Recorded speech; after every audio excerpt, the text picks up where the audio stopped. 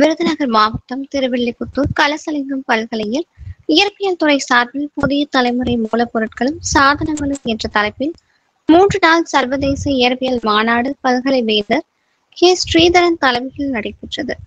UK, Brazil, Russia, Abu Dhabi, America, Malaysia போன்ற நாடுகளிலிருந்து 20 விஞ்ஞானிகள் பங்கேற்றனர். மாநாட்டை புதுதில்லி INSA நிறுவன இயக்குனர் பிரஜேஷ் பாண்டே துவக்கி வைத்தார். பல துறைகள் இணைந்து மக்களின் தேவைக்கேற்றபடி மக்களுக்கு தீங்கு விளைவிக்காத ஆராய்ச்சிகளில்தான் புதிய தலைமுறை ஈடுபட வேண்டும் என்று பேசினார். துணைவேந்தர் S. நாராயணன், பதிவாளர் V. வாசுதேவன், பத்மஸ்ரீ பார்த்தசாரதி வாழ்த்துரை வழங்கினார். பேராசிரியர்கள் ராமலிங்கன், சரவணகுமார், பள்ளிக்கொண்ட ராஜசேகரன் சிறப்பாக ஏற்பாடு செய்திருந்தார். See, it is still not very developed. We are having robots, and robots don't have their mind. If somebody can replace, only thing which is not able to replace is mind.